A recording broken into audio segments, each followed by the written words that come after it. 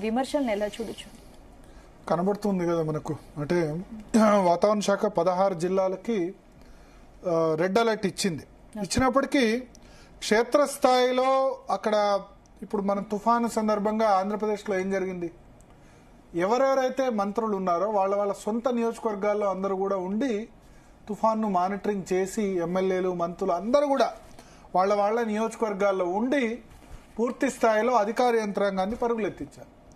ఇక్కడ not only అధికార పక్షం, ప్రతిపక్షం కూడా కనీసం అలర్ట్ చేయలేదు.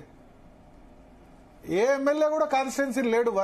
ఉమ్మడి వరంగల్ జిల్లాలో కానీ, ఉమ్మడి నల్గొండ జిల్లాలో కానీ, మహబూబ్ నగర్లో నాగర్ కర్నూలు ఎక్కువ డ్యామేజ్ అయిన చోట కానీ, హుస్నాబాద్లో కానీ, సో ఉమ్మడి ఒక విధంగా మేజర్ డ్యామేజ్ ఉమ్మడి వరంగల్ జిల్లాలో అంతటా అయింది.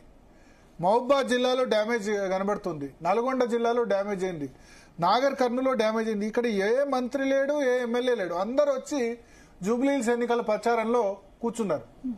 ఒక బై ఎలక్షన్స్ కోసం ఈ 100 కోట్ల రూపాయలు ఖర్చు పెడుతూ రాజకీయ నాయకులు, తెలంగాణలో ఎట్లయిందంటే హుజురాబాదు, మునుగోడు ఇవన్నీ బై ఎలక్షన్స్ తోటి ఒక బై ఎలక్షన్ వస్తే 100 కోట్ల రూపాయలు ఖర్చు పెడుతూ 1000 కోట్ల రూపాయల ఆస్తి నష్టం ఇప్పుడు రైతులకి.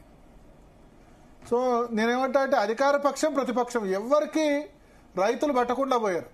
తుఫాన్ వస్తుంది, మరి ఏం చేద్దామన్నా రైతుల్ని అలర్ట్ చేద్దామన్నది లేదు, ప్రజల్ని అలర్ట్ చేద్దామన్నది లేదు. కాన్స్టిట్యున్సీలో నిన్న ఒక్క ఎమ్మెల్యే అయినా కాన్స్టిట్యున్సీలో ఉన్నాడా? ఇంత పెద్ద వర్షం పడుతుంటే ముందు హెచ్చరికలు ఉన్నాయి కదా వాతావరణ శాఖ.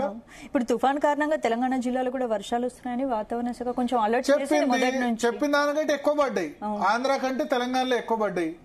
మరి అక్కడ వాళ్ళు అలర్ట్ గా ఉన్నారు, ఆంధ్రప్రదేశ్లో అలర్ట్ గా ఉన్నారు. చంద్రబాబు నాయుడు నేను నిద్రపోనివనని చెప్తారు, చెప్పినట్టే చేశారు. అధికార యంత్రాంగాన్ని పరుగులు పెట్టించారు, ఏరియల్ సర్వేలు చేశారు. ఏరియల్ సర్వే చేయడమే కాకుండా నిన్న 2 చోట్ల డైరెక్ట్ గా ఫీల్డ్ విజిట్ కూడా చేశారు వితౌట్ సెక్యూరిటీ.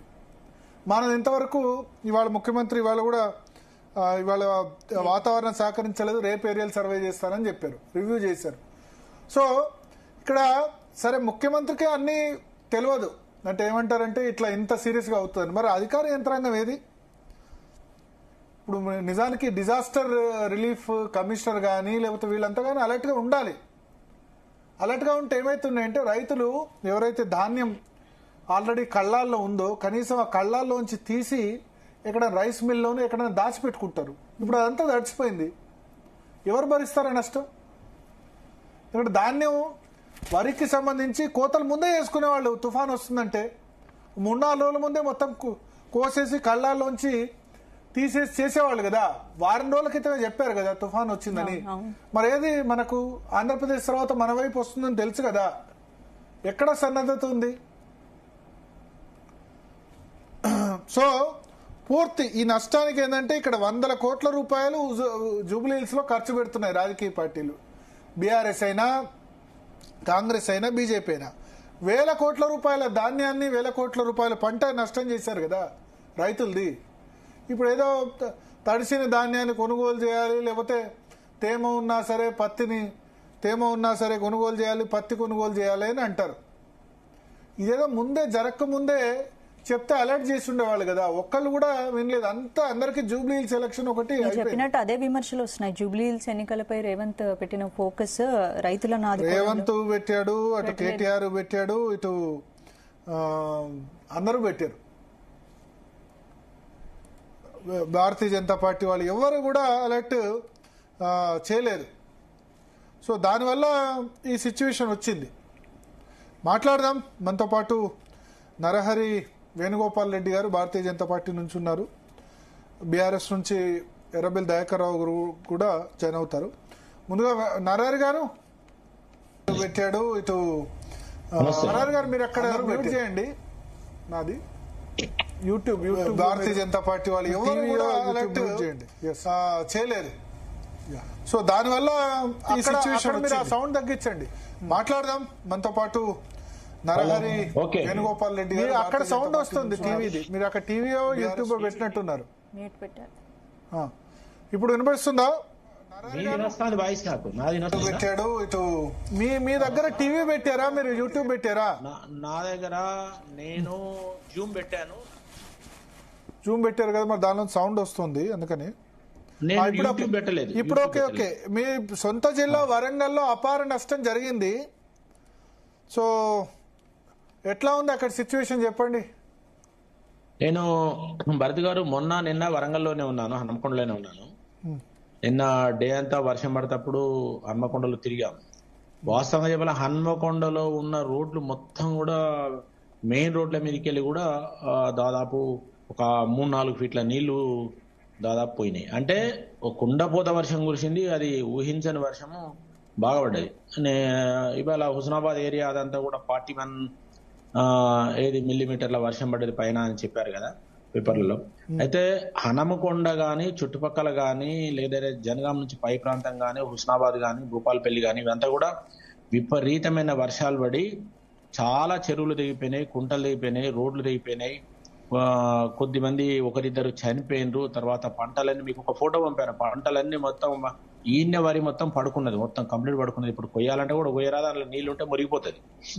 ఇక తర్వాత పత్తులు అయితే పూర్తిగా నష్టపోయినాయి. పత్తులు ఎందుకంటే ఏరితందుకు రెడీ ఉన్న పత్తులన్నీ కూడా ఈ వానకు కంప్లీట్ రాలిపోవడం కానీ లేకపోతే నల్లబడడం కానీ జరుగుతుంది. వాటికి రేటు కూడా రాదు, ఒకవేళ ఏరినా కూడా. ఇది ఒక పెద్ద ప్రాబ్లం. కాబట్టి 1,000 కోట్ల రూపాయల పంటలు ఇవాళ ప్రధానంగా వరి, పత్తి, ఇంకా కొన్ని పంటలు నష్టపోవడం జరిగింది. తర్వాత రోడ్లు కూడా బాగా డ్యామేజ్ కావడం జరిగింది. వీటితో పాటు కొంతమంది కొట్టుకపోవడం, ఒకరిద్దరు చనిపోవడం, ఇంకా పూర్తి రిపోర్ట్స్ రాలేదన్నారు పొద్దుగాల. సరే ఇప్పటివరకు ఏమైనా వచ్చినాయో తెలియదు.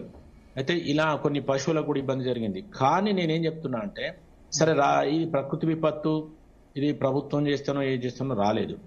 కానీ మనం ఈ ప్రకృతి విపత్తును ఎదుర్కొనేందుకు చంద్రబాబు నాయుడు గారు తీసుకున్న చొరవ, వారు అధికార యంత్రాంగాన్ని పరుగులెత్తించి ముందస్తు జాగ్రత్త, డిజాస్టర్ ను ఎట్లా ఎదుర్కోవాలో వారు చేసిన ప్రయత్నం ఏదైతే ఉన్నదో తెలంగాణ ప్రభుత్వం చేయలేదని అయితే స్పష్టంగా కనిపిస్తున్నది. నేను చెప్పడం కాదు.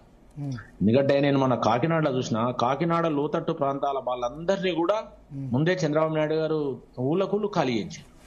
ముందే ఆహారపు పొట్లాలు వాళ్ళకు ఎట్లా అందియాలి, వాళ్ళకు రిలీఫ్ ఎట్లా ఇవ్వాలి, మంచినీళ్ళు ఎట్లా అందియాలి, అవన్నీ కూడా చేయడం జరిగింది. సరే పంటల విషయం రక్షించే విషయంలో అది ఏం చేయలేదు.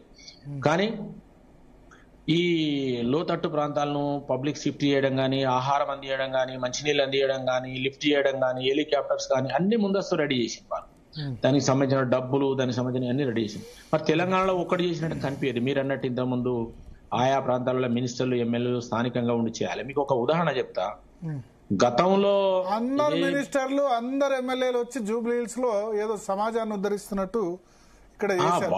సరే 2 రోజులు అక్కడ పోతే ఏమైతుండే కాన్స్టిట్యున్సీ, ప్రతి మినిస్టర్, ప్రతి ఎమ్మెల్యే, అధికార పార్టీ అని లేదు, ప్రతిపక్షం అని లేదు, అందరు ఇక్కడ ఉద్ధరించేందుకు ఉన్నారండి. ఇప్పుడు రాష్ట్రంలో అధికారం ఉన్న ప్రభుత్వం యంత్రాంగం వాళ్ళే కదా నడిపించేది. నేను ప్రతిపక్షాలు బాధ్యత లేదని అనడు కానీ అధికార యంత్రాంగాన్ని, నేను అనేది ఓన్లీ అధికార పార్టీ ఎమ్మెల్యేనే కాదు, ప్రతిపక్ష ఎమ్మెల్యే ఉండి ఏ ఎమ్మెల్యే అయినా, మీరు అన్నది వాస్తవం, ఏ ఎమ్మెల్యే అయినా ఎక్కడైతే డిజాస్టర్ జరగబోతున్నదో ముందే చెప్పింది. కాబట్టి ఉమ్మడి కరీంనగర్ జిల్లా, ఉమ్మడి వరంగల్ జిల్లా, ఉమ్మడి ఖమ్మం జిల్లా, పార్ట్ ఆఫ్ నల్గొండ జిల్లా ముందు చెప్పింది.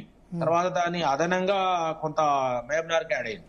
కానీ ఇవైతే ముందే అలర్ట్ చేసింది. ముందే అలర్ట్ చేసినప్పుడు ఆయా ప్రాంతాలలో ఏదైతే వస్తున్నదని చెప్పిండ్రో అక్కడ, ఇప్పుడు ఉదాహరణ చెప్తున్నాం, భూపాలపల్లిలో ఒక 7-8 ఏళ్ల కింద మోరంచపల్లి అనే గ్రామం ఉంది మా ఊరు పక్కనే.